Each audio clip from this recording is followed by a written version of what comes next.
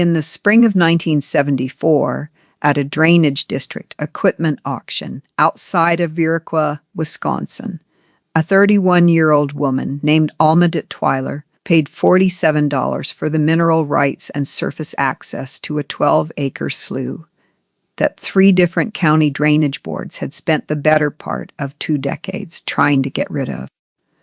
The auctioneer read the parcel description the way a man reads a doctor's bill he knows he can't pay. 12 acres, he said, of Vernon County wetland seasonal flooding, no road access, cattail density estimated at 90%, standing water 8 months of the year, classified non-agricultural by the county assessor's office in 1961 and again in 1968. Drainage remediation attempted twice and abandoned both times. Current county liability for mosquito abatement approximately $200 per year. Buyer assumes all existing drainage assessments. He paused after that last part. The crowd waited. A man in a green John Deere cap leaned to the man next to him and said something that made both of them laugh. The auctioneer looked at his clipboard and tried again. Somebody give me $25 for 12 acres of Vernon County standing water. Alma Detweiler raised her hand. The scrap dealer from La Crosse shook his head. Nobody else moved. $47. Her brother-in-law, Clyde Mast, was standing 4 people to her left. He found her in the parking lot afterward. "What in the world," he said, "are you going to do with a swamp?" Alma put the receipt in her coat pocket and said, "Raise fish." Clyde looked at her for a moment, and then looked at the receipt in her pocket, and then looked at her again. She was already walking toward her truck. The story traveled the way all stories travel in small farming counties. From the equipment auction to the feed store in Viroqua, from the feed store to the Farmers Union elevator on Highway 14, from the elevator to the lunch counter at Millie's Diner, from the diner to the parking lot of St. John's Lutheran on Sunday morning. By the time it reached the church parking lot, the 12 acres had become a pond full of mud. The $47 had become $120, and Alma Detweiler. People said it the way you say something when you want the other person to understand that the situation explains itself. She bought a swamp. What else do you need to know? Let me tell you about Alma Detweiler. Because what she did with that 12-acre slough only makes sense if you understand who she was. Alma was born in 1943 on 160 acres of bottomland outside of Viroqua, the second of 4 children, and the only one who stayed.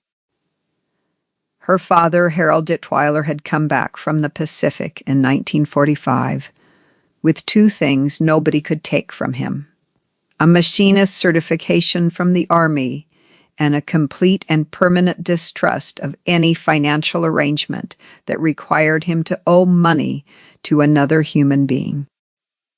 He'd grown up watching his own father lose 80 acres in 1933 to a bank that had been perfectly friendly right up until it wasn't, and that memory had calcified into something that functioned less like a lesson and more like a religion.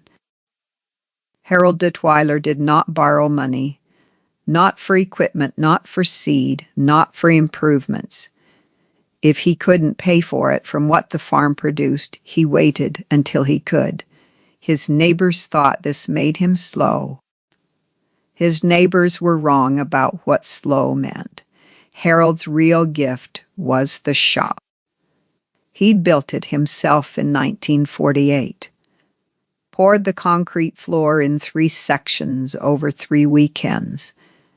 framed the walls from lumber he'd cut and milled off the back 40, put a tin roof on it that he claimed would outlast him by 50 years, and was right. The shop had a lathe he'd bought used from a closing factory in Sparta for $60 in 1949, a drill press he'd traded a neighbor 2 hog quarters for in 1952, and a welding rig he'd assembled from components over 4 years starting in 1950. The workbench along the north wall had been built from 2-inch oak planking and had not moved or warped or loosened since the day he bolted it to the studs. Every tool had a place, and every place had a shadow outline traced in black paint, so you knew at a glance what was missing. Harold Detweiler believed that a man who couldn't find his tools in the dark wasn't really a machinist. He was just a man who owned equipment. He taught Alma the shop the way he taught her everything, which was by doing it next to her until she could do it without him. She was running the lathe at 14, reading blueprints at 16, and by the time she was 19, she could identify a worn bearing by sound before she'd even opened the housing. She'd had a bus ticket to Madison in 1962, a scholarship offer from the university for an agricultural sciences program, a suitcase that sat packed on her bed for 11 days. She put the ticket in the kitchen drawer and unpacked the suitcase the morning her father came in from the barn, and she could see from the way he moved that something in his back had given way and wasn't coming back. She never mentioned the ticket again. Neither did he. Harold died in the winter of 1971. He left Alma a paid-for farm of 160 acres, a shop full of tools that had been maintained like instruments, a savings account at the Vernon County Savings Bank with $14,000 in it, and a way of thinking about money that she had absorbed so completely she couldn't have separated it from herself if she'd tried. The farm had no mortgage. The equipment had no loans against it. The operating account was funded from the previous year's harvest. Alma Detweiler was 28 years old and owed nothing to anyone on earth. Now the slough. When Alma looked at that 12-acre cattail marsh in the spring of 1974, she didn't see what everyone else saw. What everyone else saw was a drainage problem that 2 county boards had given up on, a parcel that produced nothing, cost the county $200 a year in mosquito abatement, and had no road access, no agricultural use, and no logical buyer. What Alma saw was a naturally fed, naturally insulated, 12-acre growing environment with an established aquatic plant base, consistent water temperatures moderated by the surrounding marsh, and no existing competition within 40 miles for what she intended to produce. Here's what Alma knew that Vernon County didn't. She had spent the previous 18 months reading everything she could find about commercial yellow perch production in the upper Midwest. She'd written to the University of Wisconsin Extension Fisheries Program in Madison and received back 43 pages of technical literature that she'd read twice and annotated in pencil. She'd driven to a commercial fish operation near Black River Falls in the fall of 1973 and spent a Saturday asking questions of a man named Wendell Poole. She'd taken notes on graph paper in a spiral notebook that she kept in the shop next to the lathe. She knew the water temperature range yellow perch preferred, the dissolved oxygen levels they required, the feed conversion ratios at different stocking densities, the market price per pound for fresh perch at restaurant supply houses in La Crosse and Madison, and the fact that no one within a reasonable delivery radius was producing them at commercial scale. She'd also, 6 weeks before the drainage auction, quietly arranged with a hatchery in Tama to have 3,000 yellow perch fingerlings available for delivery in May. That's why nobody understood to purchase. They were seeing impulse. They were watching execution. Let me tell you about the build, because this is where Alma proved that inherited knowledge is the cheapest raw material in the world. The slough had no road access, which meant she built one. Not a gravel road, not a contractor's project.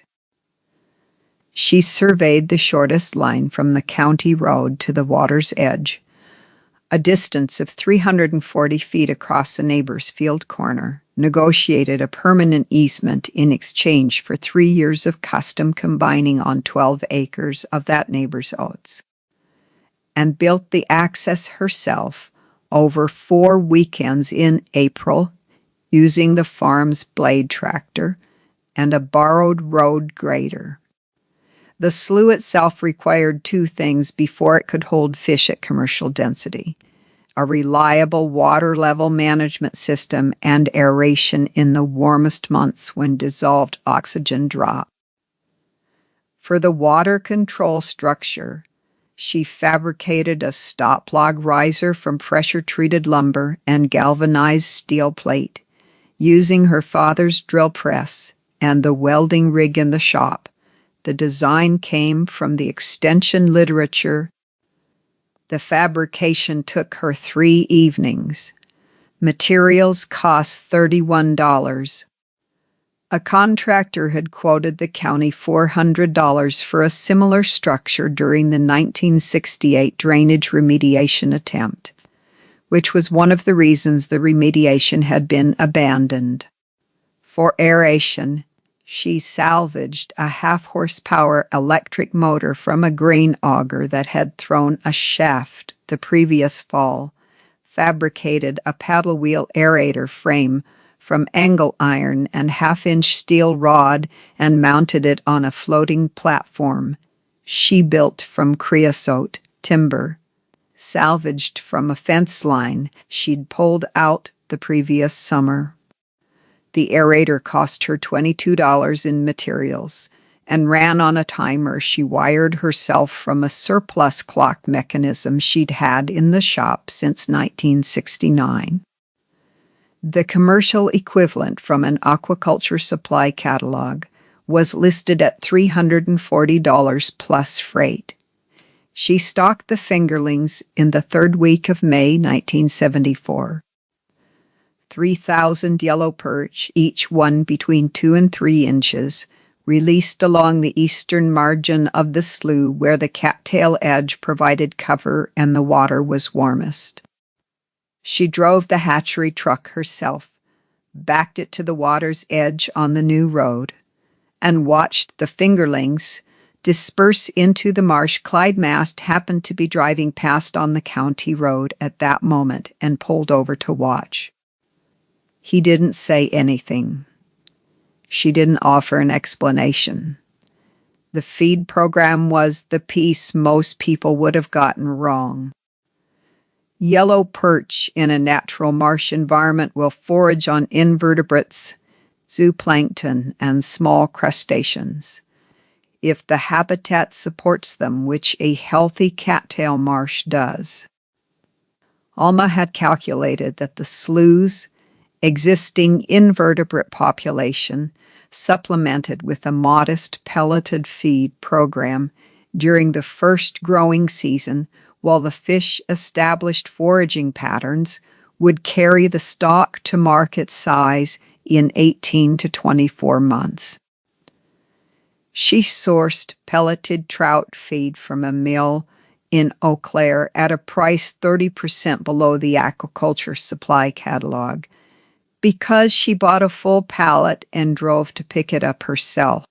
The full cost of the operation through the first stocking. $47 for the parcel, $112 for fingerlings, $40 in culvert pipe, $31 for the water control structure materials, $22 for the aerator, and $11 in miscellaneous hardware and electrical supplies. Total $331. She wrote it in the notebook in pencil and underlined it once. The commercial alternative, had she attempted to build a purpose-dug pond and equip it with purchased infrastructure, would have run between $4,000 and $8,000 for comparable production capacity. She knew this because she'd priced it. She'd priced it before she ever bid $47 at that drainage auction, because Alma Detweiler did not buy things without knowing what they were worth. If you have ever watched a community underestimate someone and watched that person continue working while the community continued laughing, stick with me. Because the next part is where the math starts to matter in ways nobody in Vernon County was expecting. Hit subscribe so you don't miss the next story I'm telling. Let me tell you about what happened over the next 2 years, because this is where the story stops being about a slough and starts being about something else entirely. The perch grew. Not dramatically, not in any way that was visible from the county road, but steadily, and at the rate Alma's notebook said they would. She checked dissolved oxygen levels twice a week through the first summer using a test kit she'd ordered from the Extension Service. She adjusted the aerator timer when July temperatures pushed the surface water above 72 degrees. She walked the margin of the slough every Sunday morning before church to look for signs of disease, predation, pressure, or unusual mortality.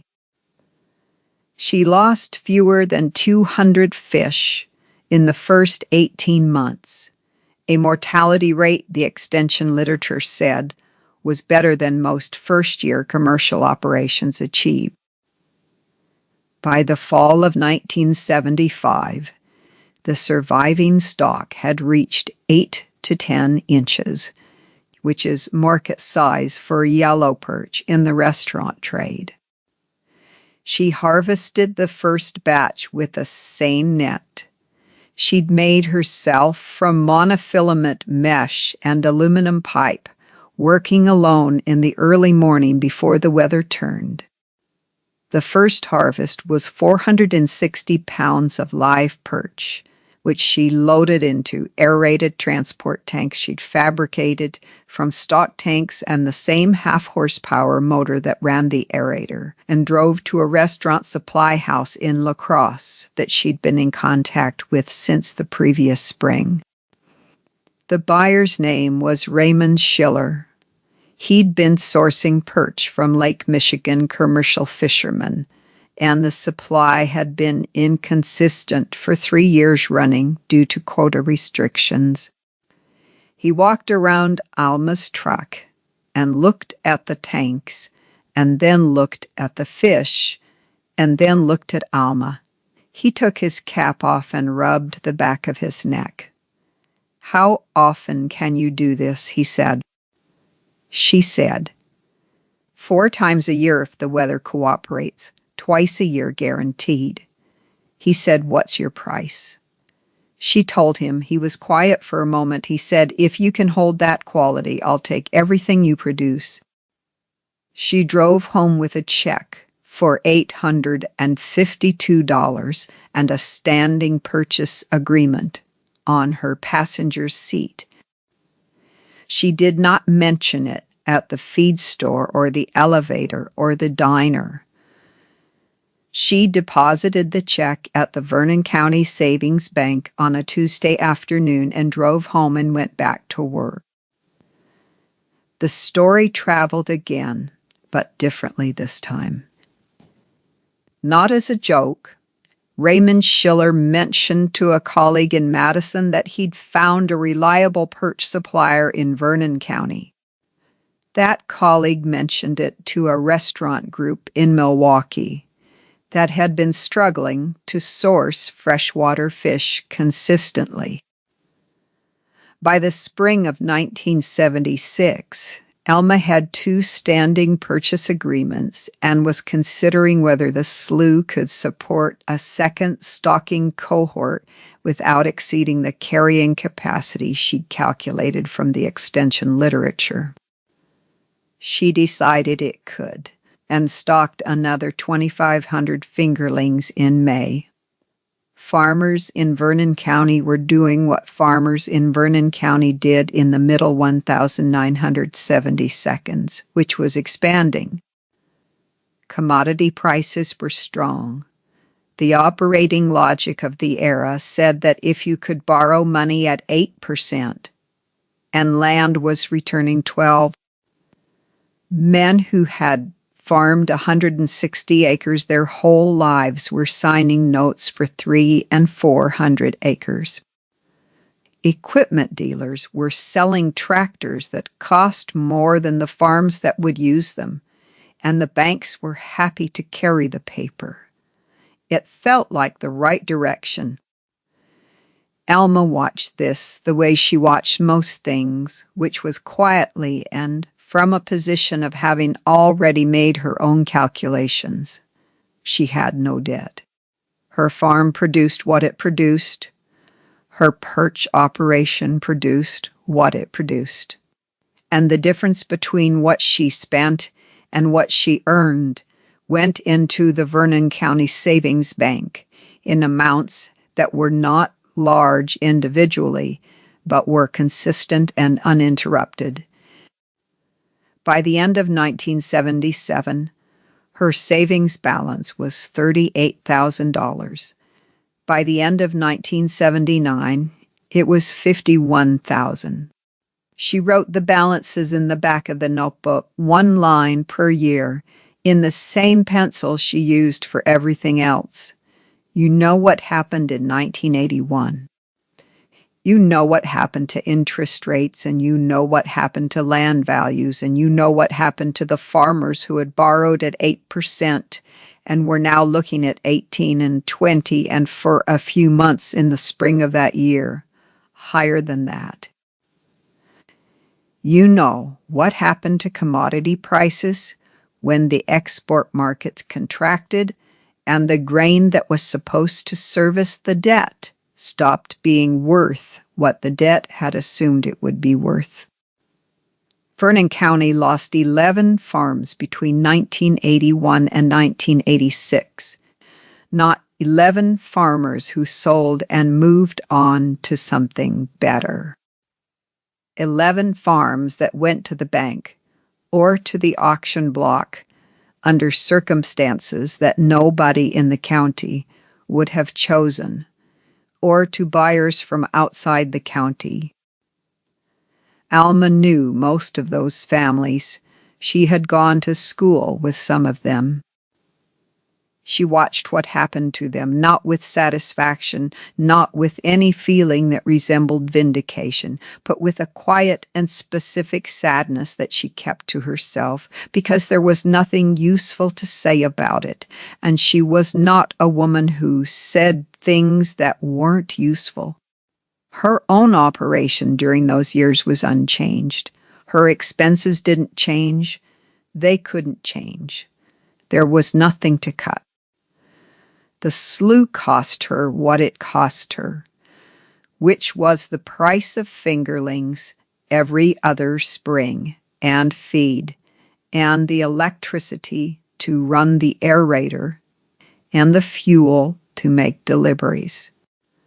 The farm cost her what it cost her, which was seed and fuel and maintenance and the property tax on 160 acres that she owned without a lien against it. The total of all of it every year was a number that her income exceeded without difficulty. She was not immune to the crisis because she was lucky. She was immune to it because she had never built her operation on the assumption that the conditions of 1977, in the spring of 1983, 140 acres of bottomland that adjoined her property to the north came to auction. It had belonged to a family named Gruber, 3 generations on the same ground, and the bank had taken it in February after 18 months of workout negotiations that hadn't worked out. The auction was held on a Thursday morning in the parking lot of the Farmers Union elevator on Highway 14. There were perhaps 60 people there, which was most of the farming community of that part of Vernon County, plus several men in clean coats who had driven up from Madison and La Crosse. The opening bid was set at $400 an acre, which reflected what the bank needed to recover a portion of what it was owed. The men in clean coats bid it to $550. A local farmer bid it to $575, and then stopped. The men in clean coats bid it to $600. Alma Detweiler raised her hand and bid $650. There was a pause that was longer than auction pauses usually are. The auctioneer looked at her. The men in clean coats looked at her. 60 farmers who had been watching their county reorganize itself around debt and loss looked at her. One of the men in clean coats bid $675. Alma bid $700. The man bid $725. Alma bid $750 and did not look at anyone while she did it. The man in the clean coat was quiet for a moment, and then shook his head slightly and was quiet again. The auctioneer said, $750 once, twice, and then sold 140 acres at $750 per acre, $105,000. She wrote a check from the Vernon County Savings Bank. Her balance after the check cleared was $9,400. She had spent nearly everything she had accumulated in 12 years of farming and fishing and not borrowing money. And she had done it in 45 seconds in a parking lot on a Thursday morning in March. The crowd was quiet in a way that was different from ordinary auction quiet. It was the sound of 60 people rearranging everything they thought they knew about a woman. They had decided they understood 12 years earlier when she bought a swamp for $47. He didn't say anything. He took his cap off and held it in both hands and looked at the ground for a moment. Let me tell you how this ends, because the ending is the part that Harold Detweiler would have understood without a word of explanation.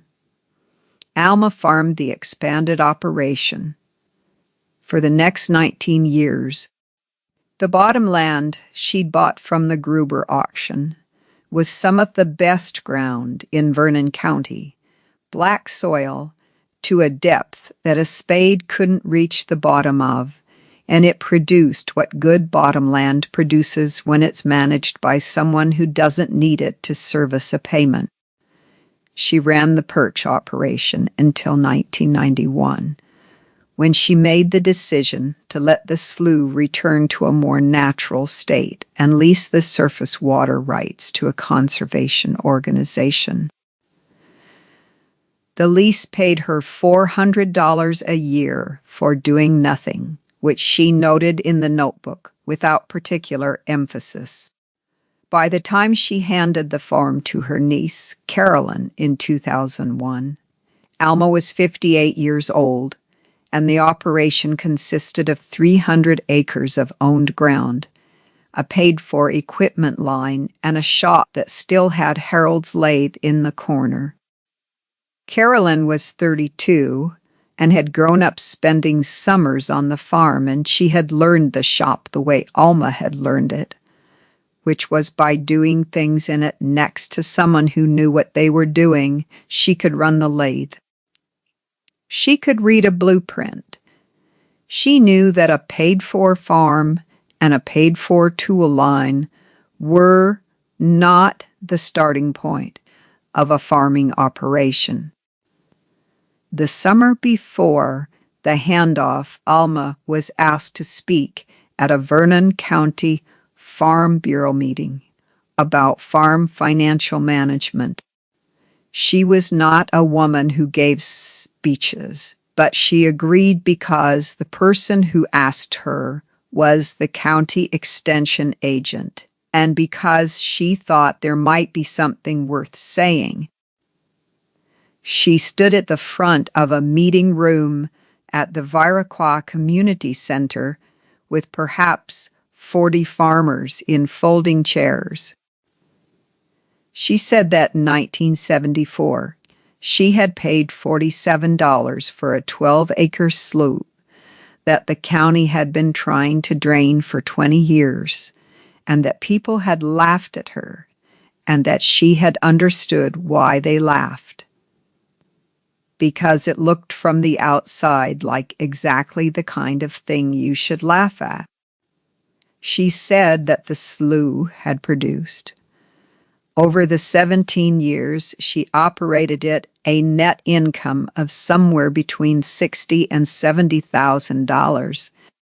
She said that the 140 acres she bought in 1983 had appraised the previous spring at $1,100 per acre, which meant that a purchase she'd made for $105,000 was now worth $154,000, and that she had been able to make that purchase because she had never borrowed money to buy anything, which meant that when the crisis came, she had savings instead of payments.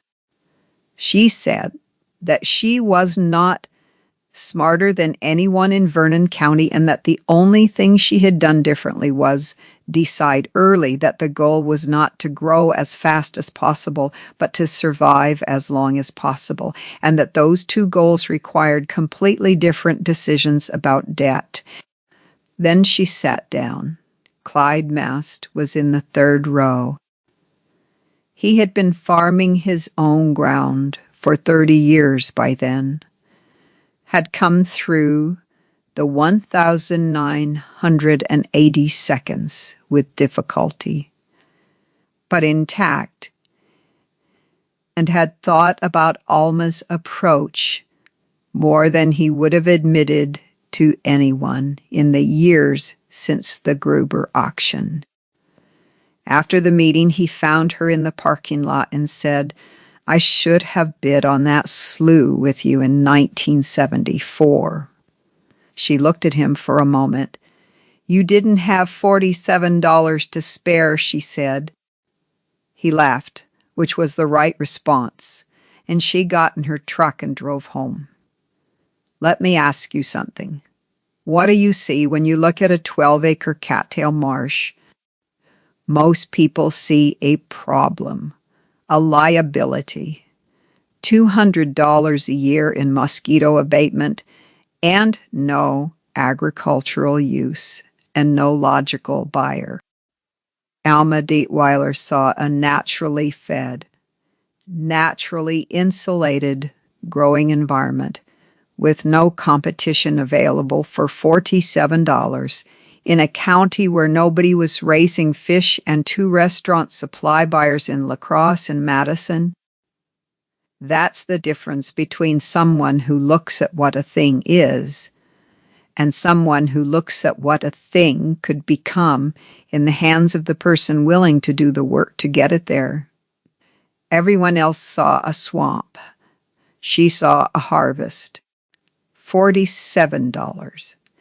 A machinist's daughter, a spiral notebook, and a pencil, and 18 months of extension literature and 1 phone call to a hatchery in Tama. The slough nobody wanted, in the hands of the woman nobody understood, until the flood year came, and she had the only harvest anyone would buy.